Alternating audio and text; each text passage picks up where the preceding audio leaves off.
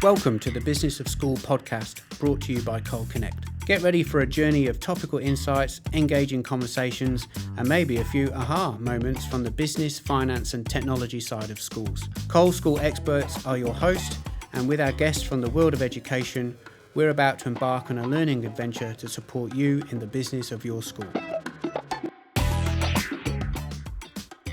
Meet Julie Gillespie, founder of Well-Led Workplaces. Julie works with organisations to build leadership systems that strengthen culture, accountability and connection so teams can perform well under real pressure, not just when things are easy. Over the past few years, Julie has worked with Cole School experts and our leadership team, helping us introduce frameworks like adaptive communication, language of appreciation and DISC profiling to give our people practical tools for working better together.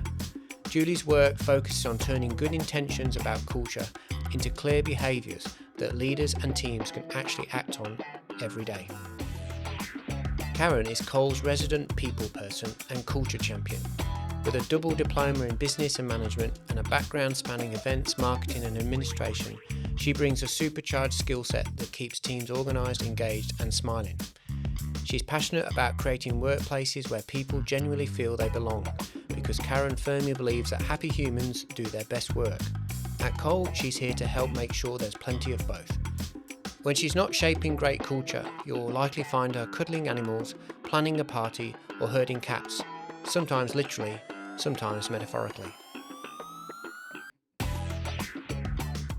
Hiya, Karen. Welcome to the hot seat. Now, before we get started, I wanted to know, normally you're the one who's asking all of the questions.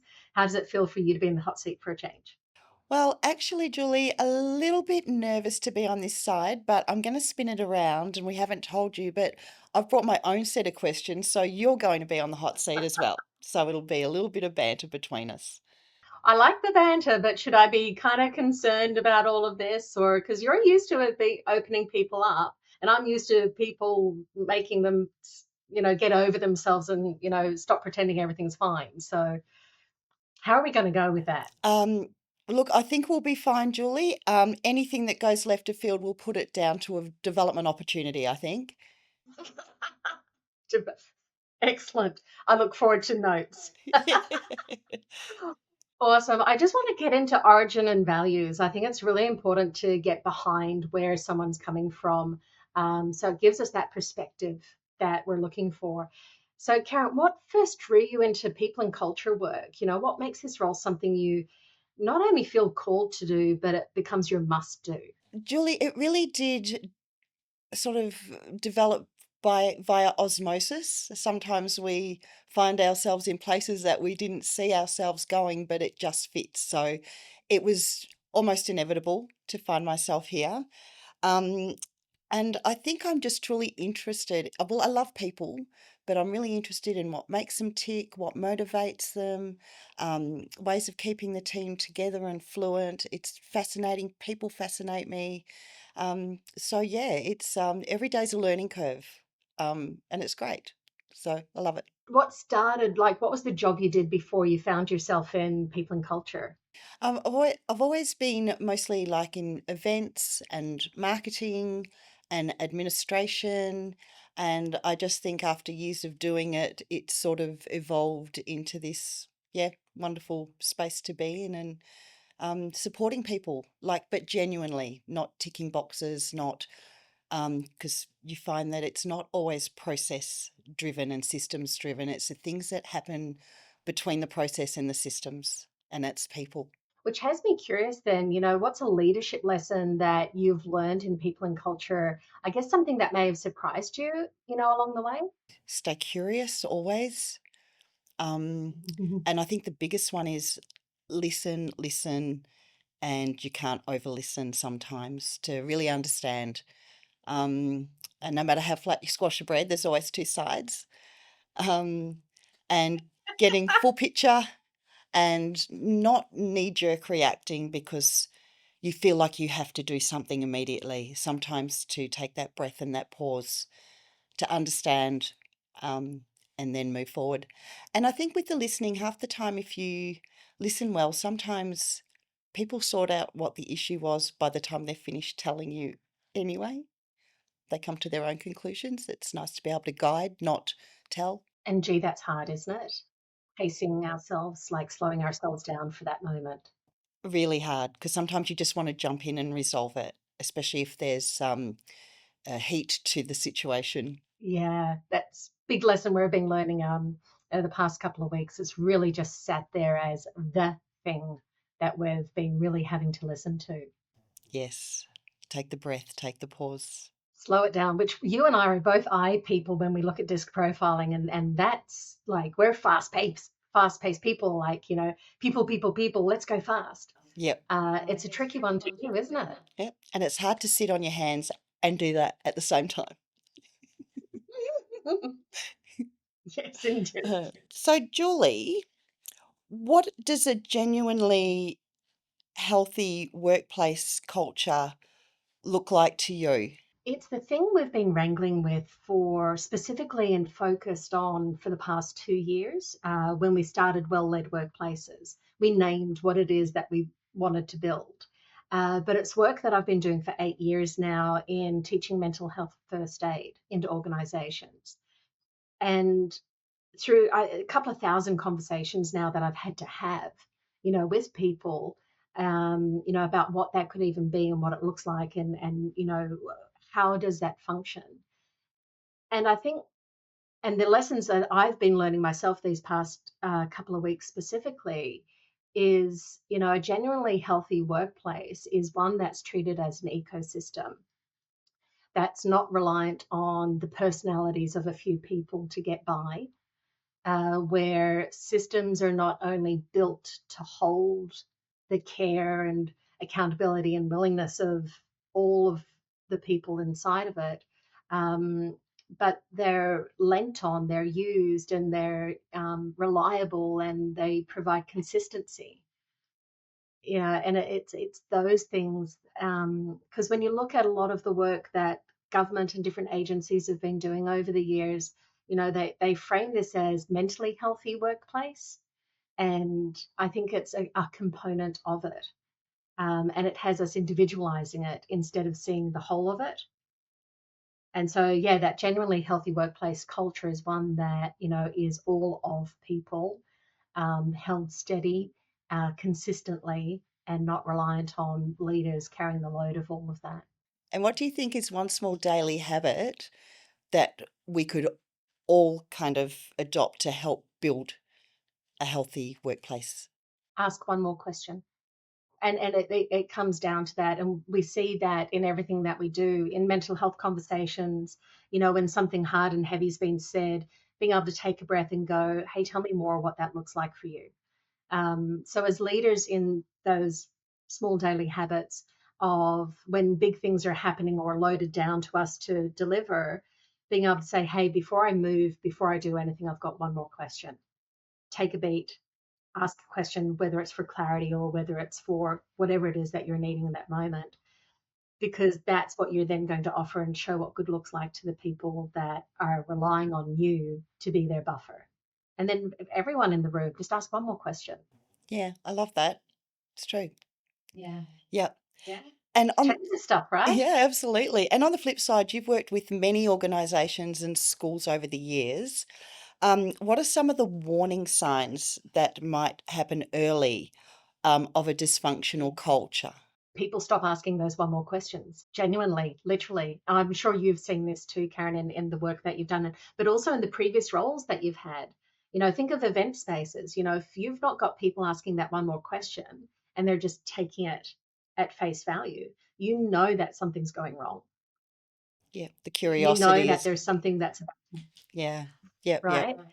And that little bit of silence changes so much for the people, around us, and leaders are thinking, great, done.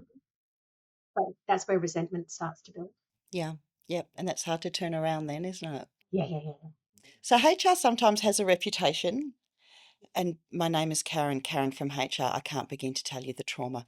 But anyway, what's something people often misunderstand about HR, and what's the reality of that? So it depends on the HR team I'm talking to. So in terms of yourself, Karen, yes, Karen from HR, I love that. That's, the irony there. if I'm talking about you as an HR team, as an HR person, I think the misunderstanding would be that your role is transactional. I know it's not. The work that you do is transactional. It isn't, about the wins and the losses. It isn't about this side or that side. That some of the roles that they need to play is in transaction space, whether it's for payroll, whether it's for dismissals or redundancies, those types of things, because it's treating humans as resources instead of having resources that are humans. But there's a lot more HR teams that have relabeled themselves as people and culture that is more relational instead of transactional, which is where you sit in the Yeah, relational. absolutely. I think the misunderstanding comes from the fact that you still have to do transactional stuff, And it's the way we carry that and out. I don't think yeah, and I don't think people understand the load that bears on people like yourself. Karen, I want to know, in your role, you get to see the whole of organisation from a really unique perspective. And it's one that I always think is such a beautiful in the middle of everything perspective. And I love it because you get to see across every department, every role, everything moving piece in the business. Can you tell me from that perspective, what's one thing you think Cold School Experts does really well? I think we do people really well. I really do. Our people are so integral to who we are and what we do and the culture that we build. And we put a lot of time, investment, and care. And it's not just going one way. The team, they're a bunch of amazing, clever, gorgeous people. And they support each other brilliantly too. And they're very supported to do that. So, yeah, I think that's one thing we do well. How does that translate out of the business, do you reckon? I think it's tangible. It's not just something we say. I think it's something that you actually feel within the team. It's quite palpable to me, even in a hybrid team where we have a lot of people working remotely. The way we still collaborate and play and work together across those platforms. And I think that's tangible and translates to our clients, um, because happy people do great work and they want to be here. They don't get the Sunday dreads. I mean, we all do from time to time, but there's none of that, that they genuinely turn up and love helping their clients and each other. So I think that's a full circle. Yeah. And in that, then what are you excited to see Cole continue to grow into? Like because you've been doing a lot of, things in, being able to form the team up and shape the team up really specifically and on purpose. What are you excited to see for, Cole to grow into? Oh, look, I'm so excited about the growth because we have had a lot. But with that, like, it's super exciting, and there's new, like, we've had a lot of requests for HR for schools as well. So we've just put on a HR consultancy service, which, due to demand, which is great and it's exciting. But I think the one thing with the growth is keeping that beautiful culture and being able to extrapolate that out and not lose the closeness as we grow bigger and not just have pockets of happy people, but have that across company. So maintaining that. And that takes a village. That's not, as you said, a few people driving and making all of the decisions and holding the space. It really comes down to everybody being part of it and joining in and doing their bit to keep that beautiful team collaboration and helpfulness and fun and humor and all those beautiful things and support. Because they're your values, like, and this is just it. So often when I go into workplaces, I either see values on the wall or values on a website or not even see them anywhere, which happens too. But you all live, breathe the values of Coal School Experts. And, so what stops them from just being words on a wall and start becoming real behaviors in a workplace? Look, I think when you see them in action, when they are ingrained, when they're talked about often, and there's live examples of it happening across company all the time. But it's something you work on. It's not just we've got them, because you've had each of your team members work in the background of, what do these look like? How do these come to the fore? Like, how do we build them together? It's not just a handed down thing, is it? No, and no, it's not. It is a living, breathing thing. And I think when you see people that the proof is in when there's a hard choice to make and you don't do the easy thing. Sometimes you do the hard thing because it is a value. It's you stick to your integrity. You do things that would be easier to do something else, but you're supported to make the harder decision sometimes because it's who we are. Do it because it's the right thing to do, Yep. not because it's Yep. the easy thing to do. Yep. Yeah. Even when no one's watching. Yeah. No, I know. I know. It's hard though. Sometimes. But yeah, I think also the more those values are ingrained and the more people are doing it, it becomes, the pendulum starts to swing that way, and it Mm. it does become just, who we are. Well, everyone's willing to do it, and that's where momentum sits. Yeah. And I think when that doesn't happen and it goes the other way, it's very clear to see quite quickly as well. I think it's more peer-led often. I love that. Yeah. So back to you, Julie. You've helped us introduce several programs over the last few years, which have been great. They've been so instrumental to us, including the disc profiling, which is fascinating, adaptive communication, which is great. The language of appreciation, everyone gets the book, everyone does the test, and I love it. And, it's been invaluable from you. One thing I've really picked up is, meeting people where they need to be met, not where you need to be, how you want to be treated, which is so true.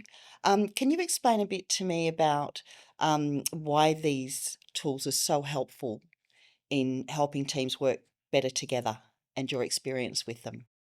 Oh, absolutely. And what it comes down to is you're creating a shared language through the use of these tools. And when we've got a shared language, that's what shapes a culture. And we see that from the standpoint of linguistics from around the world, how we speak about things, how we behave, are culturally bound, but it's not the culture that shapes it, it's the common language of those things, the shared appreciation of them.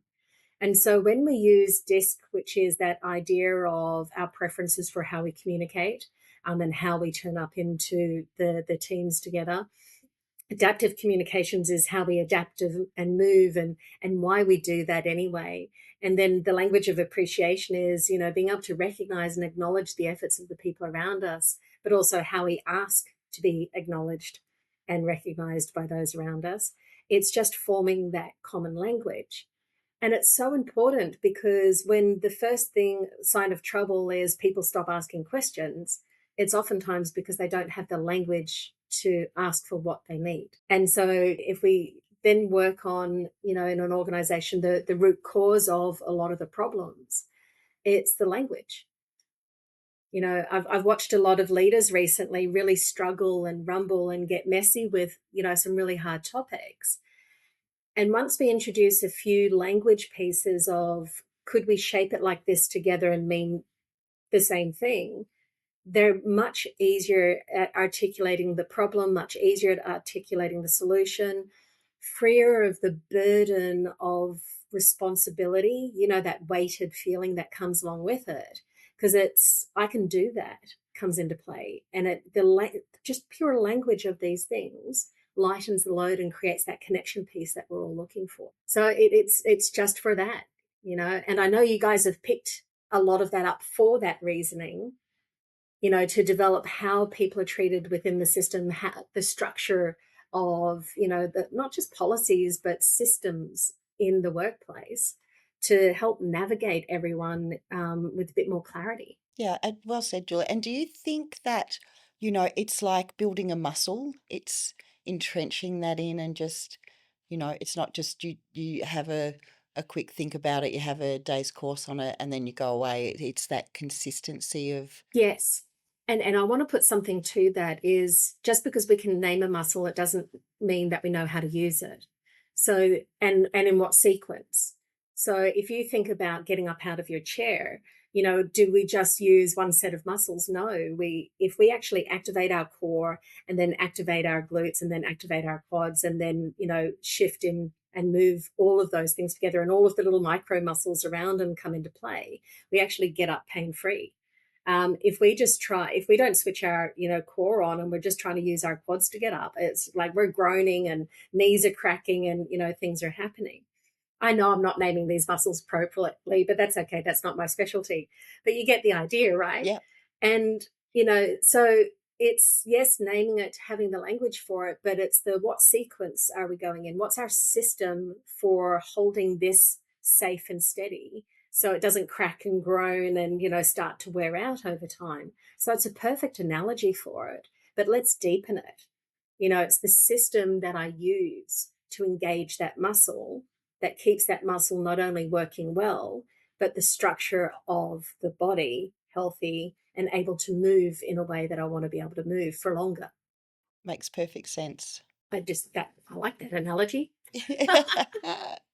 Um, Okay. Well, guess what? We're doing rapid fire. So, Karen from HR. I love that. What's your go-to HR motivational phrase? Do you have one? There's so many. I love that we've come so far and it's not anymore when I was young and at work and it used to be the beatings will continue until morale improves. Thank God those days are over. Look, I think our greatest asset is our people, and when they come to work and they're happy and they want to be here, they shouldn't have to leave their hearts at home. Bring all yourself to work, and yeah, I think that's the aim. Play together, work together. That's not really a motivational phrase, but it's more of a thought process for me. Because the next part to that is, what's the real internal version of that? Like, does it differ what happens inside your head? Look, I suppose inside my head I'm going, oh God, please be happy. Um, Oh God, just please be happy. yeah, Like, please. Look, everybody's different. Everybody's got their own set of emotions and pressures and things that happen externally as well. It's not one size fits all. So I think it's about holding space for, all the individuals that make up who we are, and we need that diversity and all those gorgeous individuals. I think sometimes my internal monologue might be too that I'm people and culture, not a miracle worker. But that's just, there we go. yeah. That's what I was looking for. So this one I think is right in your wheelhouse, Julie. Culture without structure is Like a muscle without a bone to attach to move. Like, what use is it? So, but culture is shaped by standards. Standards are, set by our behaviors, and our behaviors are driven by our values. So culture without any of those things, I don't know, is something up on a wall that's useless and meaningless. Yep, beautiful. I love the way you segued back into the muscle analogy. Well done. Yeah, but Ladies it's on just point. that. It's like waving around a muscle. Woohoo! So Karen, what's the most Karen from HR thing you've ever done in real life? I still laugh when I hear that name. Look, I'm a bit mischievous, as you know, from working with me. And I don't know, look, sometimes it's fun in the office to say, can you just come in and have a chat with me? Just to see their face. Because they're like, what? No. Um, so, look, I've had a new person start and was very entrenched in her training. And she was flicking her foot around and flicked her shoe off. So I was walking past and just grabbed that and took it and hid it in a drawer. And I could just hear scrabbling 10 minutes later while she was looking for a shoe. So it's not very HR. Sometimes I have to send myself to HR, but I am HR, so I'm like, I just look around and go, well, yeah, You're fine, darling. yeah, that's, I can be a bit naughty. We better stop there or I might not get another go in the hot seat, Julie. I love it. Julie, if you could leave school business leaders with one takeaway about people and culture, what would it be? I think it's a really important one that we touched on before is the relational aspect. And it's that knowing that HR is usually the area of the business that sees everyone, sees all that's going on, and will have the relational insight and perspective to what needs doing to resolve it. And they should be relied on for that, and kitted up for that, and given space to be able to do more of that. Because if you treat HR as transactional, you are losing the greatest resource in your business. You're working from a singular viewpoint, and that's limiting. It's damaging, on the business. Yeah. And there's a lot of goodness there. It's not evil. People think, Because it's used as transactional. Yep, absolutely. Karen, you and I both sit in the very high I category on disc profiling. The I is for the influencers, people focused and fast paced. Now, you're in an environment where you've got a lot of conscientious, which is task focused, slower paced, and steady, which is people focused, yes, but slower paced. What is it like to adapt the I style in those environments to meet those very technically driven, people, and to engage them and to influence them, in the way that you need to from your role? What kind of adapting do you have to do?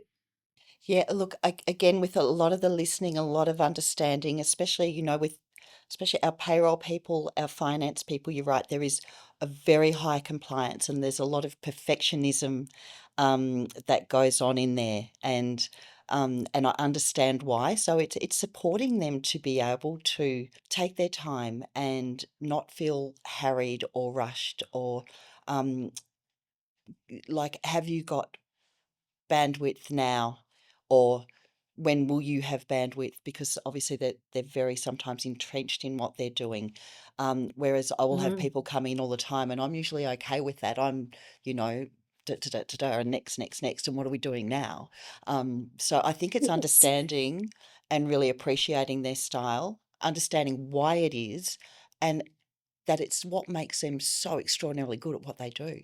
And it is, and that's the success of the business, is that those people in those technically specific roles that are there to do the doing of the business are held safely, securely, given the resource that they need, but also driven to, be able to accomplish the outcomes that are needed in the timeframes. That's a juggling act, isn't it, to be able Yep, to do? absolutely it is. Yeah, that it's amazing work that they do, and giving them that. Um, a lot of them, they need to know the why, the when, the parameters, the what's in, what's out. So setting them up for that as well. So it is a safe place for them to work in. That there's no Mm. sudden onslaughts of that. That the level of detail that they need and the information that they need is always available to them as well. And that's what I want business leaders in your schools to know, what good HR is there someone that does that for the people within the organization across the school? Because you've got not only teachers, but you've got all of the, support administrative staff that, run a school, and when you've got thousands of students potentially, you've got hundreds of people in those roles. You need someone thinking of those things. How do we resource these people, keep them safe, keep them steady?